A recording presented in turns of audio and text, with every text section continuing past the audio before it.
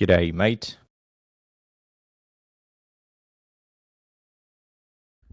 My lovely early morning evening is great.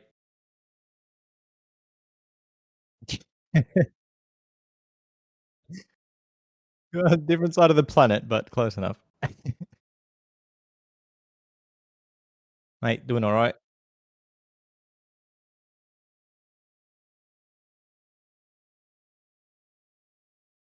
I didn't have any setup of my volume or mic, so you just let me know if it's okay or not. I wouldn't go that far, but just because I'm foreign, just because you don't hear it every day, or maybe you do. I don't know. You have a lot of Australian buddies around where you are.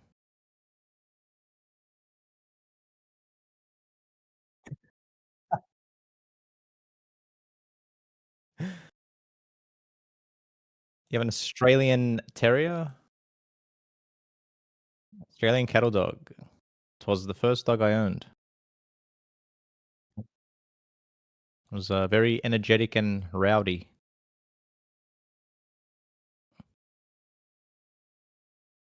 Yeah, I mean, it's just exactly like me, you could say.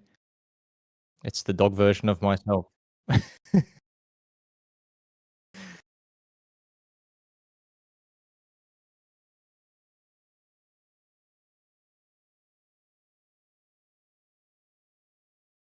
Yeah, I can. I mean, it's also going to be voted, and people can go back and check it later. It wasn't really something that was pre sort of announced, so people are not going to really be aware of it. Stay on joined instantly. Like that guy's like, shit, something's going down here, and he stay on. It says stay on my screen. I don't know what it says on your screen.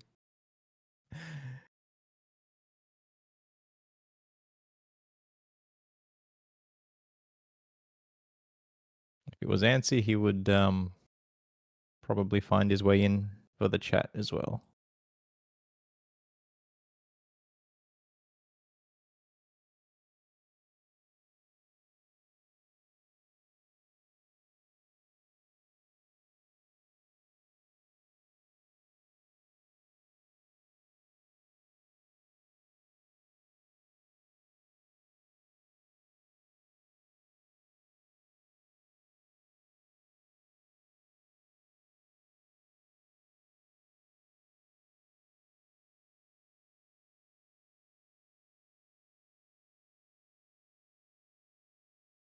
Millhouse.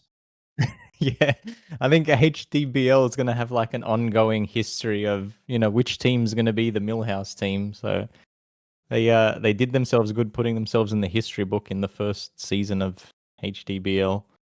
Every season we're going to be like, is there going to be a Millhouse season? And they could be because they started off quite rough. The Bush Lattes, they lost. I think it was 8 or so in a row, and then once I think David Seaman joined their roster midway through the season, their games started to be a lot closer. They lost by 1 to Haterade, who was like, in my opinion, one of the best teams on paper.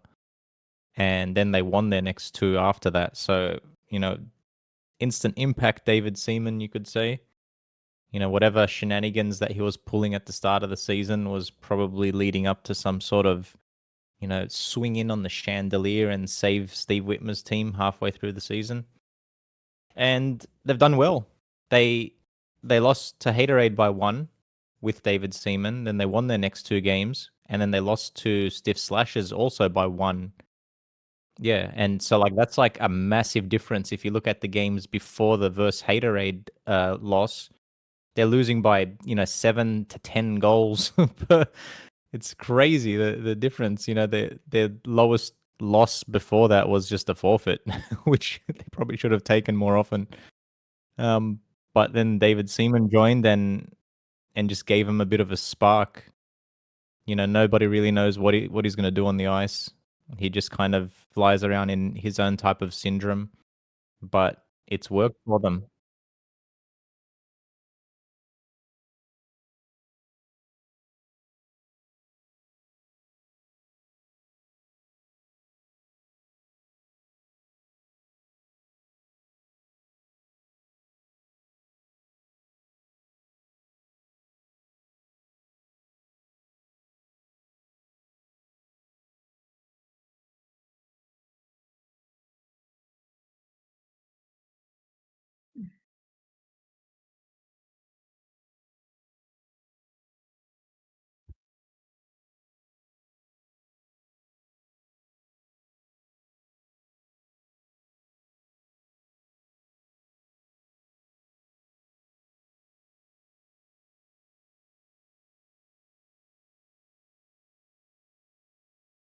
Yeah, see, I think Lemonade's Fingerman Club have gotten a very good time slot advantage all season. They have a team of like 80% North American players, and they're Euro players who regularly play at North American times.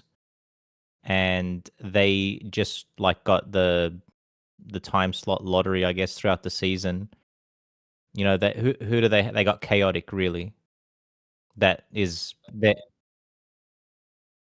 Yeah, I mean, like, I'm talking about, like, their starting 6, you know? You got people like Cozzy, Bopmem, and Cocaine who if, he will show up on the playoffs, it's gonna be a big thing for them because he got drafted at, like, pick, 59 or something like that, something ridiculous. But if he actually shows up and is active for them, then that's massive, and then they're gonna basically have a 5 out of 6 starting lineup of North American players on the quote unquote Euro team who's been shitting on every other team because of a time slot advantage where, majority of the other teams couldn't show anywhere near their best lineups or even half of their best lineups because of the, 4 p.m. or so Eastern games. So I don't know, I think Lemonade's Fingerman Club's success is a bit inflated just because they had the ability to mess around with the time slots. I personally think that a team that is not more than 50% Euros should not play every game at a Euro team and force every team to play as a Euro team because they're not a Euro team. They're an NA team with like 2 Euro players on it. So that's, 3 max if you want to talk about like Ra and stuff. So I think yeah.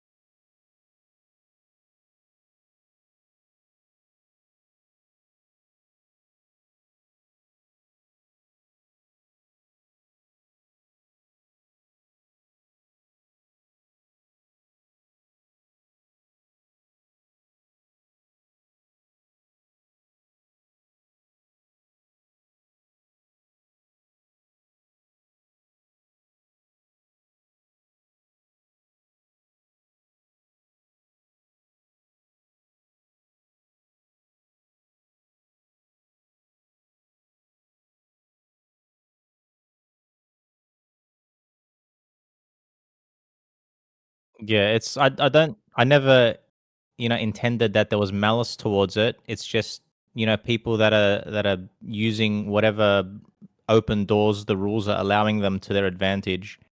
And it's, to one team's advantage and to every other team's disadvantage. So it's kind of it's not like they're like, fucking around people, but it's more just that they were given the opportunity to do that and they took it and oh look, they came first on the league. So I mean that was a surprise.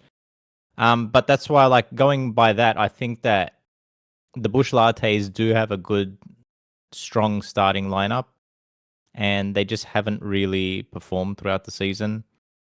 But there is, like you said, there is a chance that they could be the Millhouse for this season, coming last, and then when the playoffs come, just turn on the fire and potentially get a win. Like I hopefully don't think that it's going to be like a blowout because if you take Bush Latte's top 6 players against Lemonade's top 6 players, it's not like lopsided theoretically. Bush Latte's, they got, you said Whitmer, Veres, Flu, Jowerix, Alastria, David Seaman, Core, Vega. That's like 8 people who are like strong players to be able to start with. So they got a lot to work with.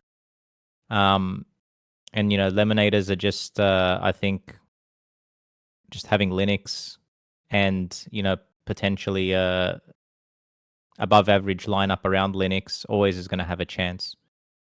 But for me, for storylines, I'm going for Bush Lattes just because I'm happy to see like a Millhouse story every season because that's just kind of what the league's about. Anything can kind of happen. It's a draft. Doesn't matter where your team ends up on the roster. You always got a chance to play in, and this is their chance.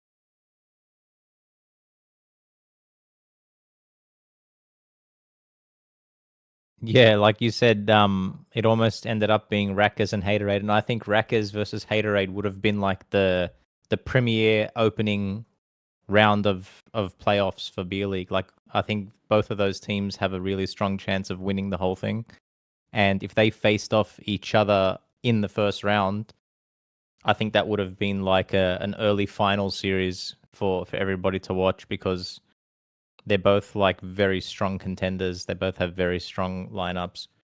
But as you said, now it's Sourced Vultures versus Haterade, and Sourced Vultures have, you know, I've from a lot of the games that I've refed and actually sat and watched, have in my eyes will show up to a game and do well, or show up to a game and just fail, regardless of who they're playing. Like they've played like below table positional teams and not played well and lost, and they've played teams that are above them and won really convincingly. So it's a very mixed bag with Source Vultures. Like they beat Stiff Slashes 6-2, which is like a crazy result towards the end of the season. But then at the same time, they've lost to like Yeehaw by almost a mercy. And so you don't know what you're going to get with them, but they got a strong lineup. You got Dross, Jack, and Mitch who all played RSHL together. So they kind of have a lot of experience this season together. But they got Violence on their roster, and he's probably not going to show ever since he discovered intercourse. Things have kind of turned around for him in Hockey Zone. Hopefully he'll make a resurgence one day, but I don't think this season is the day. But yeah.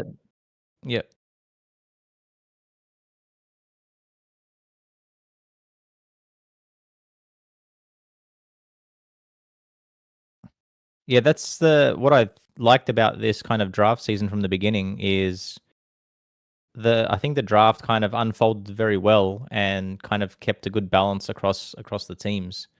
I don't recall exactly how the last season was. I didn't look it up.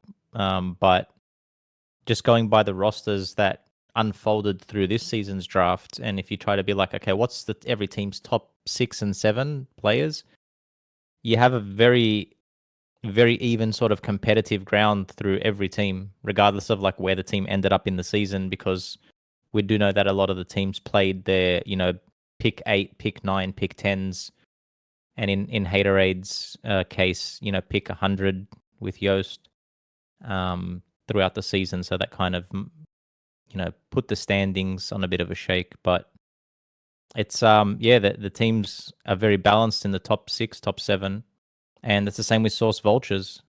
It just the same thing that I was saying with RSHL and Misfits. At the start of the season, you had Jack wanting to play Warbird in RSHL and then putting Honcho as a defender, and they just went on a massive losing streak. And similar kind of concept here. It is beer league, so it is more open to people playing different ships and trying different things. But it comes down to what it comes down to usually a lot at the end of every season is how much does a captain want to win versus how much does a captain just want people to go out and play and do what they want to do.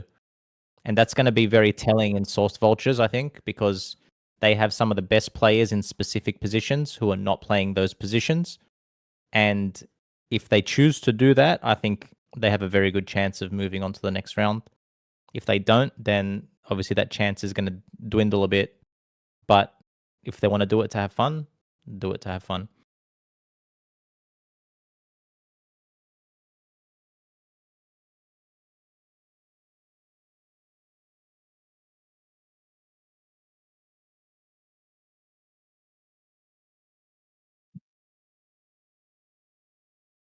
Between Source Vultures and Haterade, see, I think Haterade have, in my opinion, the strongest or one of the top 3 strongest starting lineups. And I think that if they want to just lock in and turn it on, that they can probably win against any other team or be, very competitive to win against any other team. So if Source Vultures are going to keep, their players not in their best ships and, just continue their alternate ships as they did throughout the season, I think Source Vultures are not going to have a chance against Haterade.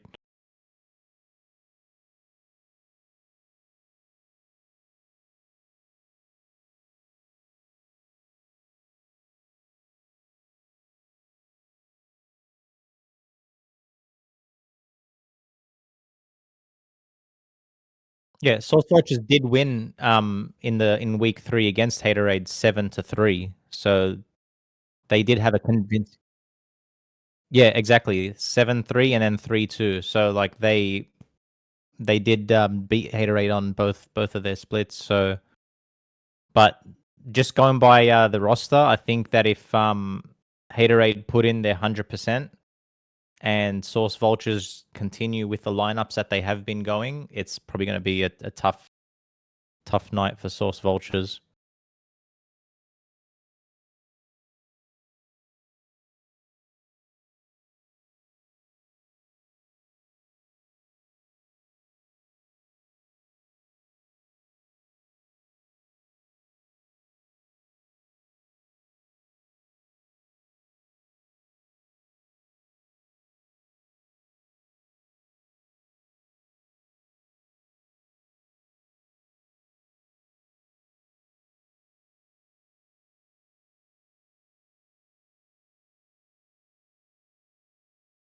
Just got a ping from Navigation Master saying that your voice isn't coming through.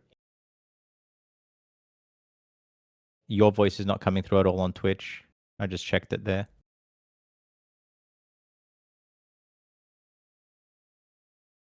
I can hear you on Discord. Obviously I'm replying to the questions, but your voice is not being picked up on. So your Twitch bot might have you muted on Discord.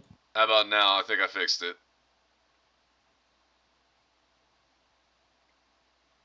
Yeah, it's a bit low. Well, that's too bad. We'll get half the VOD with your voice only. Mate, you know what people tuned in for? No, just kidding.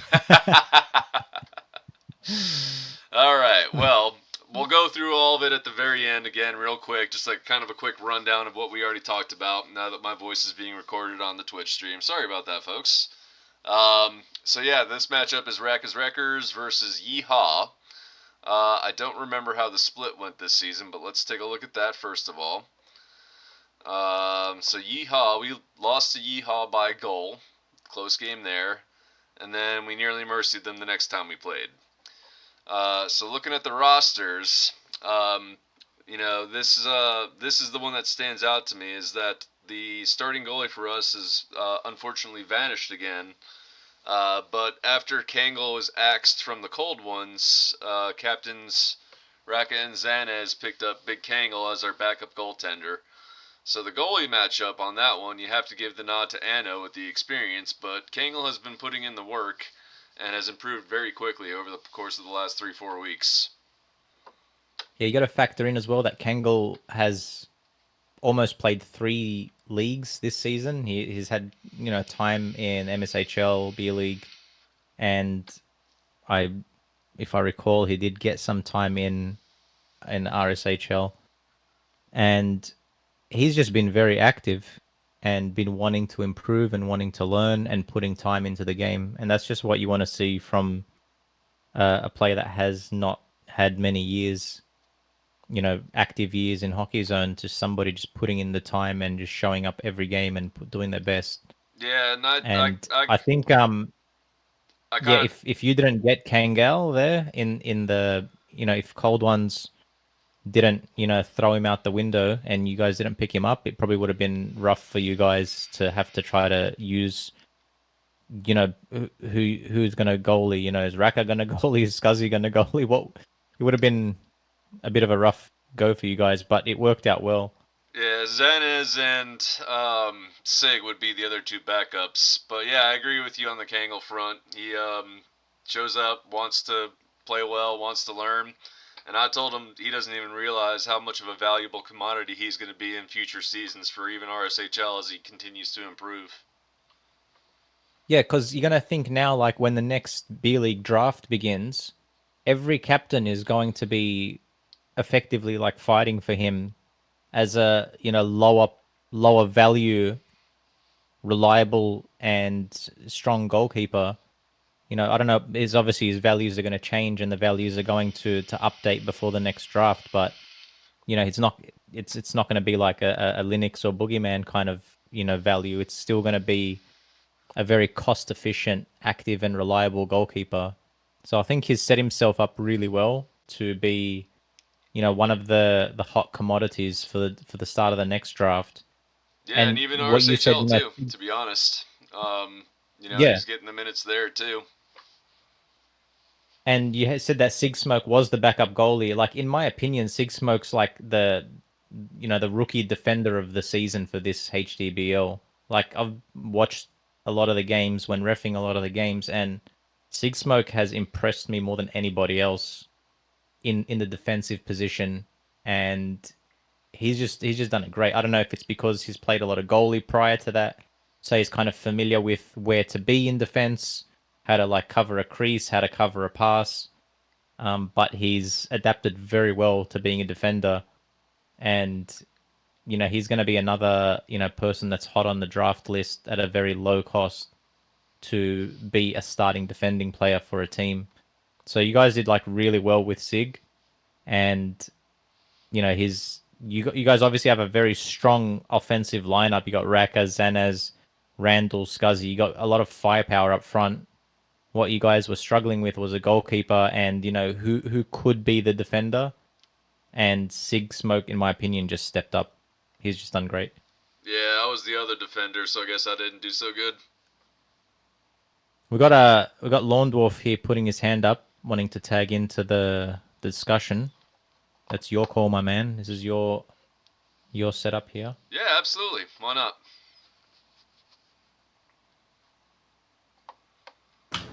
Hello, I'd just like to say that both teams suck, especially David Seaman, and I'm rooting for a 737 to hit the rink tonight.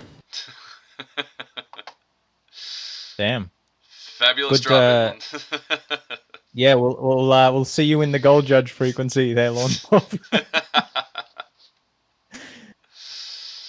Oh man. But yeah, with that matchup with the Rackers, like Zanaz to me is, I don't want to just go out and start glazing people so much. I can glaze Sig Smoke because he's a first time kind of starting defender, but Zanaz to me is kind of like the Linux in an offensive ship. You know, it's like which team's gonna have Xanas on their team, and Rackers has Xanas on the team, and he's just the guy that's gonna make an impact every single game. I couldn't agree And more. him not being there is kind of like Linux not being there. If he doesn't show up to a game, you know, it's gonna just there's gonna be a hole. Like your team, your roster has people that can fit. You know, you got Scuzzy and Randall and all that, but you know, I don't know if anybody can argue if that guy's not like one of the biggest impact players of Hockey Zone in recent years. I agree. He both sides of the ice too, on the offensive end and the defensive end. He's huge. So let's talk Yeah. about Yeehaw a little bit. We haven't really talked about them. We got Yee, Bacon, Well, Ano, Yeehaw Abo. is Yeehaw to me is a very sort of ragtag. You know, their namesake. They're kind of just a bunch of cowboys that showed up in a bar together and slammed their drinks on the table and said, "You know, we're gonna do a beer league team." So they're just a bunch of good players, bunch of active players thrown together in a hodgepodge, and there doesn't seem to be much sort of coordination or anything going on there. Just obviously going by games that I've watched and refed, it just seems like a bunch of individually good players that are on the ice playing the game and not really working well together. Um, and you know they're probably going to have a tough night against Rackers. But Ano's a good goalie. He's had many seasons of experience, had playoff experience, and he does have players that can score goals around him. You know, Bacon, Ansi can show up in any position in any game and do well. Bick is like a coin flip. You know, you can land on heads and he can be like the worst player on the ice, or he can land on tails and he can somehow score 3 goals for you. Yeah, I So think. it's tough. They also have Puda, who has been like slotting in between 3 to 5 goals every match in the last few matches. So he's going to be a big one for them. But yeah, it's going to be a tough night for Yeehaw. Yeah, I think you're right. And like I said at the beginning of this, like few games they were just letting Ano get absolutely peppered there. So if they can figure out their defensive and mid positions and solidify those a little bit before the game starts, I think that increases their chances to win quite significantly. Yeah, like Pan has played defense in the past here and there. So I don't know if he kind of wants to just put his hand up as the captain and be like, look, I'm going to be the last man back and cover Ano all game. The other options, they had Abo, who is a new player from another zone this season, who has been Pollux. doing quite well in the levy. You have Omega Red, who's from Extreme Games, who played a bit of MSHL. He does quite well as in a spider as well, but when it comes to the playoffs and it comes to the crazy offense that Rackers is going to throw at them, they need to really build their lineup from the defense first.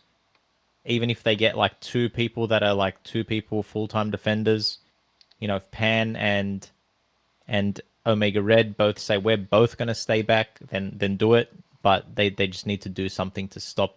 They're going to have multiple Rackers going to have multiple Warbirds on the ice, and they're just going to fly rings around people. All right, so your pick for this one then was Rakas, right? Rackers, and not trying to shit on a team, but I'm just going to call it as it is from my perspective. This match is the most likely to be a mercy in the playoffs. Wow, that's bold. Bold prediction there. Well, time will tell, as the game one for that is this Thursday at 9 p.m. All right, next we have the second place finishing team, Stiff Slashers, versus the Cold Ones, who finished second to last, surprisingly. So Stiffs gets So that one. what's surprisingly for you about Cold Ones finishing second last? You look at their roster here, and you got the great one. You got Londorf out there. You got KT and the Warbird. Bogey, actually, from the games that I watched, and I guess refed one. Um, Bogey was kind of a linchpin for their team. If he played well, I think the Cold Ones won every game that Bogey played well in. Their problem is they chased off their goalie, and Memorize has gotten tossed in there. Glide as well. But on their roster, I would say that the surprise and the steady improvement of Scratcher has also impressed me. Yeah, Scratcher's a guy that's just been really isolated to MSHL for a bunch of seasons and then now has started to play up against better competition. Mixed results, but the experience is going to do well for him and he's going to come out of it a lot better than he started off with. When you said you were surprised at the cold ones, I think everybody was surprised at the cold ones. When you're looking at the people that their top several players that they have on their team. But I mean, I think it all just comes down to like the team chemistry, the captaincy, how the cogs work, how the machine works in the background. And I just think it doesn't. It's a similar thing to Yeehaw, where Yeehaw has a lot of good individual players on their roster. The cold ones have a lot of good individual players on their roster, but as a team, it's just not working. And it's like in English football. You can have a team with the best players on it, and their managers, somebody that they don't like and they don't want to play for, and they just don't show up and put all their effort into it. And that's kind of how I see the cold ones. Sometimes Lorndorf wants to take home the match ball and score a hat trick late in the third period, just to add it to his trophy cabinet. But it hasn't happened very often this season. Even in matches where Lorndorf has scored 5 or 6 goals, they have still lost games, which is insane. And that probably doesn't make him feel good as a player on the team to be like, hey dudes, I scored 6 goals by myself and the other, rest of the team couldn't even just hold out a victory. And that's probably, to me, the tale of their season so far. So their likelihood of being this season's Millhouse team is lower than the Bush Lattes, in your opinion? I still think the Millhouse scenario is more better leaned towards Bush Lattes, just because they had like a really rough go in the like they don't have as strong as a top lineup as the cold ones do. Like on paper, cold ones have like an amazing starting six. If Nameless King will somehow miraculously bench himself, they will have a very strong top six, but that won't happen. So I don't know. I don't think it's like a fairy tale story to happen, because the team just hasn't. Players on their team have said that they've not had a great season. They've not enjoyed the season. They don't like how the team operates. These are just anonymous quotes that are not going to be, attached to any names. But that kind of team I don't want to support as a fairy tale comeback, because it's just like, it just seems to me like it's a shit environment. To the players themselves don't even like being on the team, so why would I want to cheer for them to do well? They probably just can't wait till it's over. All right, let's bring it over to your ladies team, the Stiff Slashers, who had an excellent regular season showing. The two ladies teams. Two ladies teams, sorry. Oh, is there two ladies on Stiff Slashers? Is there? I don't know, what were you saying? To your ladies, your lady. Oh, to my ladies. Yes. Oh, sorry, I can't get your foreign accent Oh, I'm processed sorry. very well. Do I have an accent, My or do you have an accent? my live Google Translate just froze for a few seconds. Yeah, obviously, like, this was a team that I was going to play on. No surprise, but I opted to just sit back and stay on the fence and be neutral so that I can referee the season, because I didn't want to referee games and have a stake in the potential outcomes of any of the games, because I just don't think that's a fair thing to do. You know, people can shit on me for however I ref, or people can spawn kill someone and then swear at me for being put in the penalty box. That's fine, but or That was my choice to not be part of this team, to be neutral and reffing. Or scream But at you it's when you miss obviously a like, lagger message, like some dude that might be talking to you right now. yeah, just it happens, which is fine.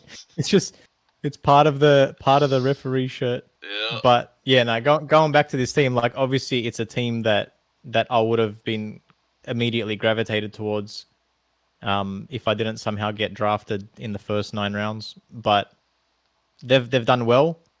A lot of people kind of criticize Stiff Slashers because they had a captain in Stephanie that wasn't a starting player, and they thought that that would be a big detriment to the draft process.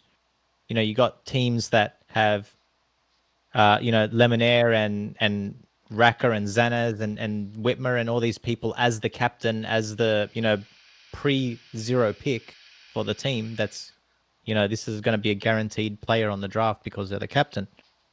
And she did well. She's not a, nameless king version 2 out there that says, I'm not one of the best players on the team. I'm going to play myself every single game. So that's kind of worked in their advantage. And that's probably like the contrast between Stiff Slashers and Cold Ones, where it's like you have a captain that's self-aware and actually understands that, hey, them being on the ice might not be what's best for the team. So she, a lot of the times would not be on the ice to let other players that can potentially win the matches play. Yeah, and to me, this one ultimately boils down to the goalie matchup. We got my dear friend, the Boogeyman, with Stiffs. And, yeah, I mean, just basically if KT got in goal for the Cold Ones, that would be the only comparable goalie matchup. But I don't see that happening. It's an interesting situation because KT would be their best goalie. I mean, they got King as well, who has played goalie intermittently in the past, but he's just inactive and not showing up. If they can somehow like wrangle him to show up and goalie, they have a better chance of doing this. Or the Whopburger. But I don't think KT is gonna goalie because that's like a position for them to be up here in the playoffs on a underdog team and just do some hero shit and win the game. So it's kind of the situation set up for that to take place. But then you got Lawn Dwarf there as well, who is also like somebody that can be the hero and win the game. So maybe their team is like full of too many heroes and they're just conflicting with each other. And, the spotlight can't be split in half and go in 2 directions. So it's a tough one for them. So you're going with Stiffs in game 2. So, alright, based on what we talked about already, we got Lemonators at Bush Lattes. We think if Bush covers or plays their top 6-7 tonight, have a legitimate chance of taking game 2 and bringing the series to a hill match on a Euro time slot.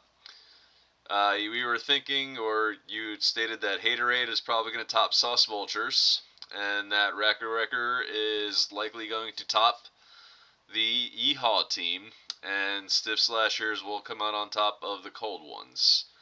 So the way that would shape up is if Haterade beats the Sauce Vultures and Stiffs beats Cold Ones, Haterade would be matched up with Stiff Slashers, and if Lemonators wins their series, they would be matched up with Rakas. If Bush Lattes wins, they would be matched up with Stiffs, and it would be Rakas, Wreckers, and Haterade in the semis.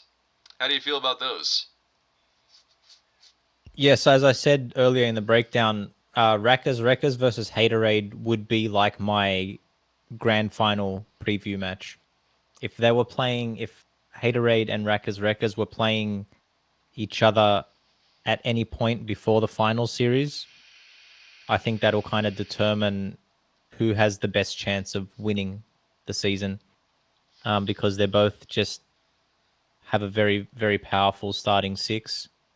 And, Rackers is just kind of like having the only, kind of weakest part of the chain is not having an RSHL experienced goalie. But I don't know, maybe Racker's going to put his hand up and say, "Hey guys, I'm going to goalie for you guys," and then win the season. You know, so I think his 7 and 8 I don't keys know. are broken on his keyboard. I don't even know if he can do it. Yeah. So you guys have a bit of time to like Amazon him a new keyboard that has a working, number 7 or 8 key on it, Yeah. and to see if he's going to take the bullet for the team. No, but it's a good match. Like Rackers versus Haterade is as I said, as somebody who's neutral, who's not on the team. That's a match that I would like to see, at least for the semis, because I think that's going to really be a competitive game. Awesome. What other Also, thoughts do you with have on the season for HDBL2 as a whole? So we've got basically 2 regular seasons packed up and all done now. Overall, you kind of mentioned it earlier, the distribution of skill seems to still be pretty good. That's the entire point of doing these drafts. And how do you feel? Do you feel like it went well like the first season? It went well. There was obviously a bit of David Seaman fuckery at the beginning. Him being a captain, him rage quitting, taking the ball home, then wanting to come back like a week later and join like waivers in week 1 or week 2 or something. And it's like there's just a lot of nonsense there. But I'm glad that he, got his shit straight and joined Whitmer's team and caused them to have like a big resurgence. But like I said, yeah, the rosters seemed fairly balanced. You got people that have not generally played with other people on teams together. The goalie distribution was okay, other than, you guys just had a bad run with old Shiat not being active. Cold Ones had a bad run for, bullying Kangal to quit the team. But other than that, everything was okay. Hopefully, we do see some goalies come back, like Shiat, like Moby, perhaps, for next season. I think if we do try to reach out to them from now to let them know that, hey, this season's wrapping up, X amount of time, where it's a couple weeks or a month or so, whenever things start wrapping up and closing down, to get them on board for next season, because that's going to make a big difference. Just having an experienced goalie that can be drafted per team. But I like how it ended up. It's an interesting season. The teams are interesting. Some teams that everybody thought were going to be great were not great. Some teams that didn't look so good have done really well, especially in the second half of the season. And I've been saying it all season when I've been reffing RSHL games as well. It's like sitting there watching and refereeing the B League games, like 90% of the time, very interesting to watch, competitive. You're seeing newer players getting a bit of the spotlight, newer players scoring the goals, people that have never played out of MSHL getting good time. It's been excellent to watch. It's been excellent to referee. And as I said, been saying it the whole time, I've enjoyed it a lot more than watching and refereeing RSHL games, because everything just seems a bit more open-ended in what can happen in B League, and has been surprising a lot more. And, the other leagues that are going on are a bit more, just here's 1 or 2 strong teams, and here's a bunch of teams that are just trying to catch up the whole time. So it's been great. It's definitely I've called it the Premier League all season. A lot of the old vet sticklers of the game didn't like when I said that, and tried to defend their RSHL legacies. But it's like, look, we got so many new players this season, in last season, from MSHL and Trench Wars and other zones, and this B League season has given a lot of those people a lot of time, and the games have remained fairly interesting throughout the entire season. So for me, it's a resounding success. Beautiful. Yeah, I'm not sure what we're doing on HDBL3 yet. I kind of put it out there in the universe of what the zone population wants, if we want to roll directly into HDBL3 or if we want to try Gimmick League over the summer or what. So I'm still toying with a few things on my end to see if we can either keep the train moving and keep it going with HDBL3, or if we're going to try some sort of Gimmick League, which I'm kind of working on some stuff right now for that to see if it can pan out and be a thing and have fun with it. Yeah, the gimmick leagues have been fun in the past, but I'm not sure of what like the general consensus of the population is. If they kind of want to do that these days, it might be something that can be discussed or a poll thrown up on the website or something like that. Oop. Gauge the reaction of the people and see what they want. Wally is doing his pro-am, tournament after the MSHL finishes. So that could potentially tie into some sort of off-season event. I don't know if you've discussed anything with him to see what he's doing with that. Maybe it's something you can kind of combine something with him and do something together. Ideally, not having 2 or 3 separate off-season things running at the same time, that might cause a lot of confusion for everybody. So there's a couple of options there. And I really don't know. Like, I have ideas for some gimmick arenas and things like that as well, which if it goes forward, then I'll speak to you about. But it depends on what people want. People might just want to quickly get the next preseason started up. So there's still a continued momentum, especially with all the new players, the dozens of new players that we got. Maybe they just want, let's get the next draft happening sooner than later so that the momentum doesn't drop off and people that might have been part-time hockey zoners just stop playing because there's a big gap between the next season. Yeah, well, we got 2 started pretty shortly after 1, even over the holiday break, so I'm game either way. It's kind of what the people want. Always accepting applications for captains. That's always my primary concern going into the start of these seasons, is having the 8 quality captains. So anyone out there listening, let me know if you want to captain for an HDBL3 team. We'd love to have you.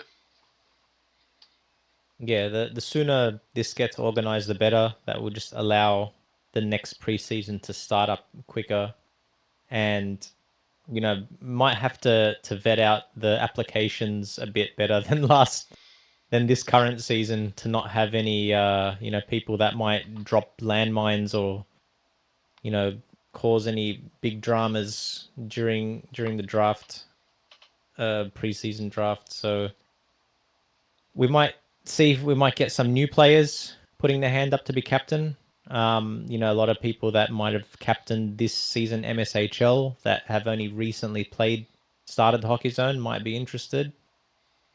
But we'll see what's available, and as you surely will, just kind of pick the best 8 for the job. Yes, sir. Well, I really appreciate your time tonight, as always, my man. Thank you very much. I want to wish the 2 teams tonight, the Bush Lattes and the Lemonaders, good luck, and good luck to the rest of the teams in the HDBL2 playoffs. Rooting for all of you. Yep, and if it's anything like the rest of the season, the playoff season is going to be very good to watch and very good to follow. And I am hoping for some upsets just to keep the drama going. And let's hope that Bush Lattes is my pick for the Millhouse this season. And don't let me down, Whitmer. Awesome, I love it. Well, thank you very much, my friend, and I'll see you out there. Appreciate your time. Take care, buddy. Have a good night. You too, y'all.